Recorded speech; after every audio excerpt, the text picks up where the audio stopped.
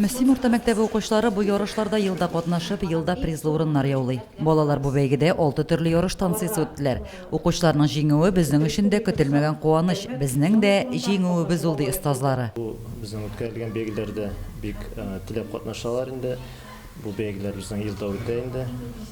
Елда инде бүләкләре дә бар, кызыксындыру чаралары да бик күләмле, яхшы бүләкләр. Шуңа күрә инде тырышырга, катнашырга.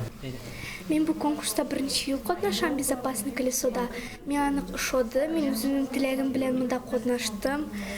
Монда мин нык әзерләндем, ПТДлар экзаменнарын эшләп, медицинаны ятлап, үзем эшли торган әйберләрне эшләп, бөтен әйберне тырыштым һәм эшләдем. Җиңгән команда чынлапта алар белән горурланабыз. Һәм инде аларны чын күңелдән, ихлас күңелдән котлыйбыз. Мәктәпнең 5нче сыйныфы укучысы Илгиз Вәлиев шәхси беренчелектә 36 катнашучы арасында юл хәрәкәте иминлеге белгечләре ярышында 3нче урынга лаек булды.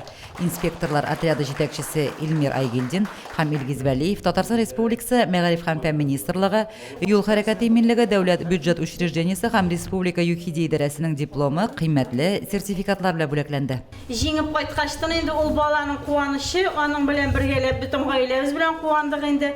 Һәм инде бу бүләкне көтүе Илмир Мансурович кашан кайта Казаннан бүләк дип аны көтүп хәлдән тайдык. Бөтен сөйләшү только шушы булды. Бу инде безнең беренче генә җиңүбез түгел. Һәр елны диярлек без инде беренче урыннан алып районыбызда һәм инде республика күләм ярышларда катнашабыз. Бу инде безнең горурлыгыбыз. Бу районда беренче булу һәм инде республикада мактаулы урыннар алу бу безнең районыбызның җиңүе дип ышанам. Команда әгъзаларына яктырткыч рюкзаклар, медальләр, кыйммәтле пакетлар тапшырылды. Моннан тыш Мөслим урта мәктәбе командасы бәйгенең район турында җиңгән өчен принтер һәм 47 мең сумлык күп функциялы җайланма белән бүләкләнде.